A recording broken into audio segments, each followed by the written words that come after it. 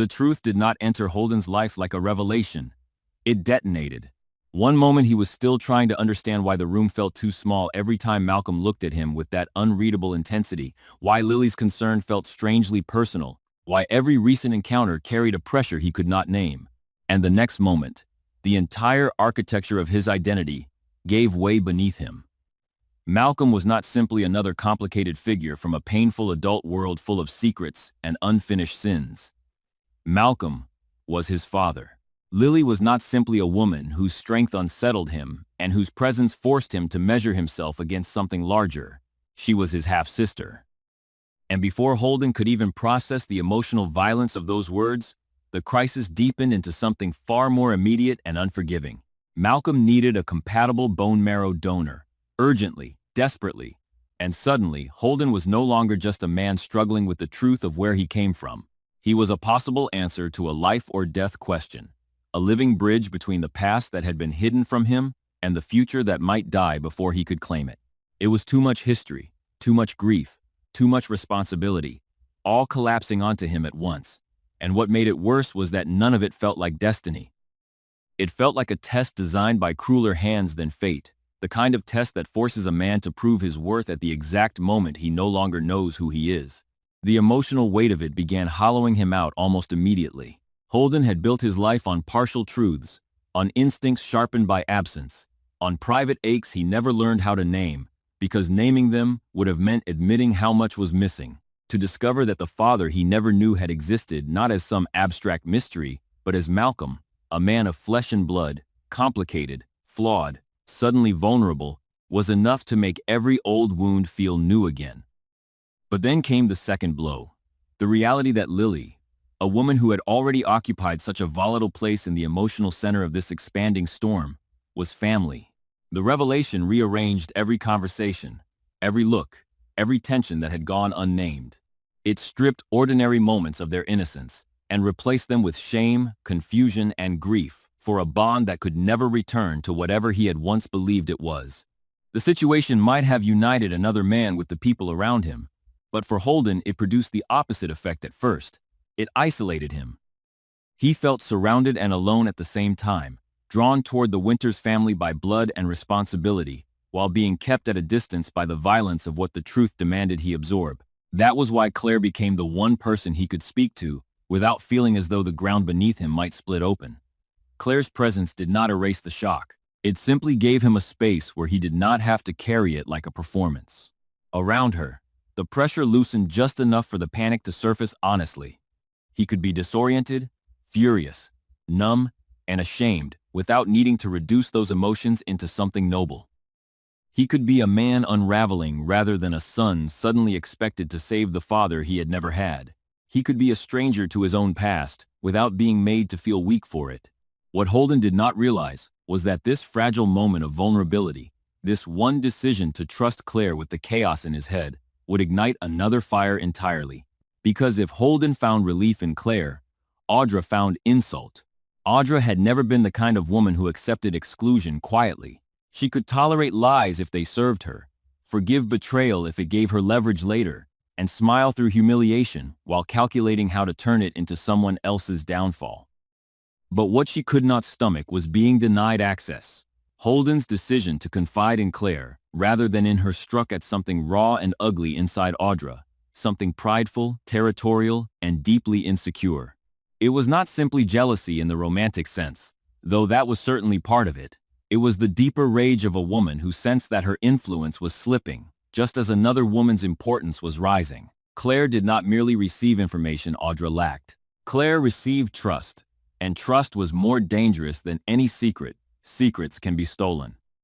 Trust has to be earned, and Audra knew exactly what it meant when Holden, battered by the worst emotional crisis of his life, chose Claire as the person to stand beside him in the wreckage. That wound was enough to drive Audra into motion. She remained at society not because curiosity was casual, but because her instincts had sharpened into obsession. The moment she sensed that Holden's pain involved more than he had admitted, she stopped being a bystander and became a hunter. She listened, she watched, she pieced together fragments that would have sounded impossible in another context, but, when aligned, painted a staggering picture. Malcolm was Holden's father, Lily was his half-sister. The Winters family, already burdened by old scars and fresh fears, was standing on the edge of another implosion. For most people, such knowledge would have inspired restraint, or at least caution. For Audra, it inspired calculation. She recognized immediately what this revelation meant. Holden's identity crisis was not merely personal. It was a doorway into the emotional core of one of Genoa City's most prominent families. A man in Holden's position, if embraced, could become something powerful. He could become indispensable. He could become a symbol of redemption, of healing, of blood ties restored against impossible odds. And if he saved Malcolm by becoming a donor, that emotional weight would multiply. He would no longer be the outsider circling the Winters' orbit. He would be the son who arrived in time to save the father who had lost him, the brother whose sacrifice bound him to Lily through something far stronger than revelation. Audra understood all of that instantly, and what she felt in response was not admiration. It was threat. The possibility that Holden could become a hero destabilized every instinct she had about power and proximity. It would not simply elevate him in Malcolm's eyes, or pull Lily into a more complicated emotional orbit around him. It would alter Claire's perception as well. Holden, already vulnerable and sympathetic, would become noble, necessary, admired. Audra was too perceptive not to see the danger of that. She had spent enough of her life understanding how affection shifts when crisis exposes character. In ordinary times, people can keep their distance. In moments of genuine sacrifice, their hearts betray them. If Holden emerged as Malcolm's savior, the emotional geometry around him would change overnight. Lily would feel indebted and protective. Malcolm would feel grief, gratitude, and belated paternal attachment. Claire would see a man crushed by life who still chose to save someone else. Audra could almost feel herself becoming irrelevant in that future, pushed to the margins while a new family narrative formed around Holden's pain and decency. And for a woman like Audra, irrelevance was intolerable. That was when her mind moved beyond resentment and into strategy. The later conversations she overheard, whether at society or after she shadowed the emotional trail all the way to GCAC, only sharpened the outline of the opportunity before her. Holden was waiting on test results. The possibility remained that he could be a match for Malcolm. Everything now depended on a laboratory report, a clinical conclusion, a sterile administrative decision that would appear objective to everyone else while determining the emotional future of half a dozen lives. In Audra's mind, that was not simply information. It was leverage waiting to be claimed. She did not need to destroy Holden outright. She only needed to interrupt the path that would turn him into something more powerful than she could control. By the time the testing process moved forward, Audra's motives had fused into one dangerous knot. Part of her wanted to stop Holden from becoming central to the Winters family before that family could absorb him. Part of her wanted to punish him for turning away from her and toward Claire. Part of her wanted insurance, some hidden blade she could keep pressed at his throat in case he ever revealed more than he should about Los Angeles, about whatever shadows linked his past to hers in ways Claire would not forgive. And part of her, perhaps the darkest and most revealing part, simply could not bear the thought of someone else's pain becoming a ladder to their redemption. Audra was not the kind of person who believed salvation should arrive so cleanly. If Holden had suffered, then in her mind, he should remain compromised, not purified by sacrifice, and welcomed into a family embrace that might heal what she preferred to keep broken. Sabotage was not merely practical. It was ideological. It preserved the emotional order that made people like Audra necessary. The act itself, if she committed it, would have required her particular style of ruthlessness. Not the loud, reckless kind that leaves immediate fingerprints, but the sleek, deniable kind that hides inside systems people trust. A quiet contact, a favor called in, a manipulated file, an altered report, a simple change that would pass as unfortunate biology. In a city like Genoa City, where power often moves through private networks rather than public force, that sort of interference was entirely plausible, especially for someone like Audra, who always seemed to know where institutional weakness lived. She did not need to storm a lab or create some operatic scandal. She only needed to tilt reality slightly and let everyone else suffer the consequences. If the result came back negative, no one would blame malice at first. They would blame fate, They would grieve. They would regroup. Malcolm would continue deteriorating while the search moved elsewhere. Holden would be spared the procedure on paper, but emotionally he would be gutted, denied both the chance to save a father he had only just found and the chance to prove that his existence meant something in this painful new family equation. That would be the elegance of Audra's crime if crime it was. The damage would be intimate, enormous, and almost invisible. When the negative result arrived, the devastation spread with the speed of shock. Holden had prepared himself for many forms of pain, but this one hit differently because it weaponized hope. For a fragile moment there had been a path in front of him, however frightening, however emotionally impossible, he could do something. He could step into the wreckage of Malcolm's life and offer a piece of himself that might keep death at bay. He could turn this unbearable revelation into action. Instead, the result slammed that door shut. It told him that even biology, the very force that had connected him to Malcolm and Lily in the cruelest way possible, now refused to let him help. The emotional backlash was immediate and savage. Holden did not simply feel disappointed.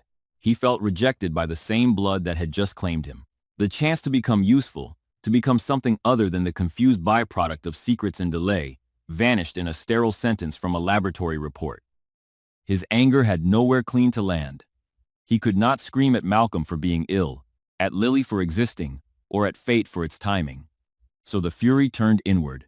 He felt cheated by his own body, humiliated by his own helplessness, and increasingly haunted by the suspicion that every door opening in his life was destined to slam shut before he could walk through it. Malcolm's emotional state darkened along a different axis. Illness already strips pride from a man in stages, but this was worse because it intertwined vulnerability with unfinished history. To discover that Holden was his son while his own life hung in the balance was a cruelty Malcolm could barely articulate even to himself. Guilt, that ancient poison, rose in him with suffocating force. He was forced to face not only the father he had failed to be, but the possibility that his very need for survival might now be crushing the son he had never had the chance to know. If Holden had been a match, Malcolm would have had to accept a sacrifice he had no moral right to expect. If Holden was not a match, then he had to live with the sight of that young man suffering the heartbreak of failing before he had even begun. Every version of the truth seemed designed to punish them both. Malcolm's illness had become more than physical. It had turned him into the center of a family reckoning so charged with regret and desperation that even hope felt contaminated. Lily suffered in ways that were quieter but no less brutal.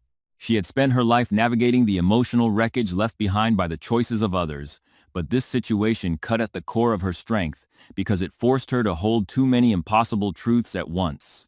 Holden was family, whether either of them was ready to live inside that word or not. Malcolm was in danger. The donor crisis was intensifying. And now Holden, reeling from the revelation that had reordered both their lives, was being denied the one concrete action that might have given him purpose. Lily's instinct was to protect, but from what and from whom no longer seemed clear. She wanted to protect Malcolm from the fear of dying. She wanted to protect Holden from the self-hatred blooming inside him. She wanted to protect the fragile possibility of a sibling bond that might one day survive the chaos of its beginning. Yet every step she took felt compromised by the suspicion that something about the timing, the atmosphere, the suddenness of everything was wrong. And circling at the edges of that suspicion was Audra, restless, observant, smiling too carefully, present just enough to make Lily's instincts bristle. Claire, too, became increasingly important as the emotional landscape shifted from shock to suspicion.